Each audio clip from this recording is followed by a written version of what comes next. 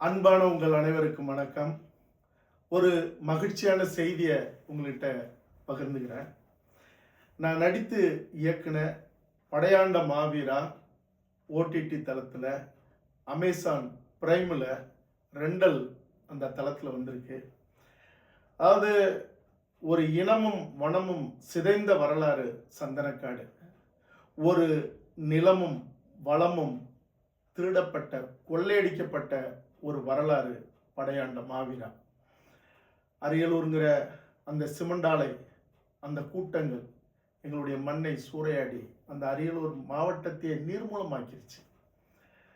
கடலூர் மாவட்டம் நெய்வேலியில் அந்த நிலக்கரி யமன் அந்த கடலூர் மாவட்டத்தையே இன்னைக்கு ஏறக்குறைய அது பாலைவனத்துக்கு சமமான ஒரு மண். சுற்றி இருக்கிற 6-7 மாவட்டங்கள் நிலத்தடி நீர் போயிடுச்சு. இந்த அரியலூர் சிமெண்டாலைகளை எதிர்த்தும் அந்த நெய்வேலி நிலக்கரி யமனை ஜெயங்கொண்டம் லிக்னைட் கார்பரேஷன் அது பரவ நினைச்சதை தடுத்தும் அந்த மண்ணுக்கும் மக்களுக்கும் ஒரு காவல் அரணாக, ஒரு மாவீரனாக நின்று காடுவெட்டி குரு அவர்கள் காப்பாத்தின, பாதுகாக்க அவர் சமரசமற்ற முறையில் நின்ன அந்த ஒரு பெரும் வரலாறு தான் படையாண்ட மாவீரா. இந்த படைப்புல இது ஒரு பெரும் பொருட்செலவில் உருவான ஒரு படைப்பு. என்னுடைய நண்பன் சமுத்திரக்கனி, சரண்யா பொன்வண்ணன் அவர்கள், ஆடுகளம் நரேன் அவர்கள், மன்சூர் அலிகான், ரெடின் கிங்ஸ்லி,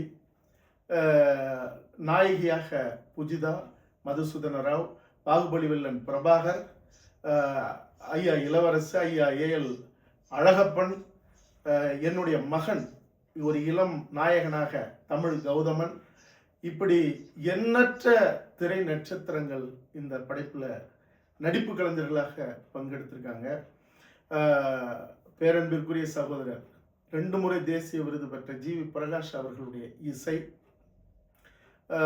புஷ்பா 2க்கு பின்னணி இசை அமைச்ச சாம் சிஎஸ் உடைய பின்னணி, 6-7 முறை தேசிய விருது வாங்கின ஐயா கவி பேரரசு வைரமுத்து அவர்களுடைய அந்த நெருப்பான தகிப்பான வரிகள், இப்படி எண்ணற்ற கலைஞர்கள், தம்பி பாலமுரளி அவர்களுடைய வசனம், இப்படி பெரும் பெரும் கலைஞர்கள்லாம் ஒன்றிணைஞ்சு இந்த படையாண்ட மாவீராவை ஒரு பெரிய ஒரு நெருப்பு சிற்பத்தை செதுக்கி உருவாக்கின படைப்பு இந்த படைப்பு.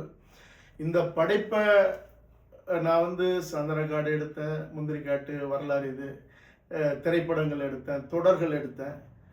இது நாள் வரைக்கும் பட்ட வலிகளும் ரணங்களும் இந்த ஒரு படைப்பு என்னை அவ்வளோ பெரிய காயத்தை, பெருவழிகளை கொடுத்தது. ஆனாலும் கூட சமரசமற்ற முறையில் இந்த படைப்பில் என்னென்னலாம் சொல்லணுமோ இந்த மண்ணுக்கும் இனத்துக்குமான ஒரு தலைநிமிர்வை, எதிர்கால தலைமுறைகளை உருவாக்க, அல்லது இந்த மண் மேலே இனத்தின் மேலே ஒரு பெரும் பற்று கொண்ட ஒரு உணர்ச்சி பெருக்கான படைப்பாக உருவாக்கணும்னு நான் என்னென்னலாம் நினைச்சனோ அதையெல்லாம் நான் கொண்டுட்டு வந்துட்டேன். அதாவது படம் தொடங்கி வெளியீடு வரைக்கும் நடந்த தடைகளும் சிக்கல்களும் துரோகங்களும் சூழ்ச்சிகளும் எண்ணில் நடக்காது.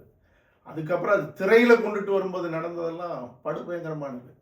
திரைக்கு அப்புறம் இப்ப ஓடிடி தளத்துக்கு கொண்டு வரதும் இந்த நிலைங்கிறதும் சாதாரணமானது இல்லை. ஆனால் இது எல்லாம் தாண்டி ஒரு வீரியமான விதை பாறையிலையும் முளைக்கும் அப்படிங்கிறது போல இன்னைக்கு இந்த படைப்பு உங்க பார்வைக்கு வந்திருக்கு. நான் போராடினேன், கஷ்டப்பட்டேன், என் மேல பரிதாபப்பட்டு இந்த படைப்பை பாருங்கள்லாம் ஒரு காலமும் நான் சொல்ல மாட்டேன். அது அந்த படைப்புக்கான தரமும் வீரியமும் அதுக்கான வலிமையும் இருக்குன்னா அது எப்படியும் அது அதனுடைய இடத்தை அது எடுத்துக்கும். அதாவது இந்த மண்ணை காக்க நின்ன ஒரு பெரும் போராட்டம், சமரசமற்று நின்ன ஒரு மாவீரனுடைய வரலாறு. இது தமிழர் குடிகள் மட்டுமல்ல, மனித குலத்துக்கு ஒரு காப்பறனா நிற்கிற யாரெல்லாம் எந்தெந்த மொழிக்காரர்களோ இனத்துக்காரர்களோ, இப்படி ஒருத்தன் என் மண்ணுக்கு வேணும், இப்படி ஒருத்தன் நின்னானா, இது சாத்தியமா, இது உண்மையா, ஆய்வு பண்ணிக்கலாம். அதையெல்லாம் தாண்டி இந்த மண்ணுக்கான ஒரு பேராயுதமாக இந்த படைப்பு வந்திருக்கு. காலத்துக்கும் இது காவியம்ங்கிறத இந்த படைப்பை பார்த்தவர்கள் உணர்வார்கள். தன்னுடைய தலைமுறைகளுக்கு எப்படி என் மகிழ்ச்சியை, அன்பும் பாசமும் உறவும் பாரு எப்படி இருக்கணும்னு சொல்லி சொல்லி என் படைப்பை போட்டு தன்னுடைய பிள்ளைகளுக்கு வளர்த்தெடுத்தாங்களோ அதுபோல இந்த மண்ணையும் இனத்தையும் காக்கிற ஒரு படைப்பாக இந்த படையாண்ட மாவீரா வரும். விமர்சனம் என்ன வேணாலும் வைங்க. ஏற்கனவே படம் பார்க்காமலே வச்ச கூட்டம், ஒரு அறிவீனமான ஒரு ஒரு குழு மறுபடியும் வைக்கும். ஆனால் ஒன்னே ஒன்று சொல்றேன், இந்த படத்தை பாருங்க. பார்த்துட்டு உங்க நெஞ்சுரத்தோட, உங்க கண்ணிலும் உங்களுடைய இதயத்திலும் ஈரம் அதன் பிறகும் சுரக்கவில்லைன்னா நீங்க விமர்சனம் செய்யுங்க. ஆக இது ஒரு பெரும் காவியம், ஒரு பேராயுதம், படையாண்ட மாவீரா. பாருங்க. அடுத்தது சந்தனக்காடு, முந்திரிக்காடு, என்னுடைய இலக்கு வன்னிக்காடு. என்னுடைய அடுத்தடுத்த படைப்புகளோட உங்களை சந்திப்பேன். நன்றி, வணக்கம்.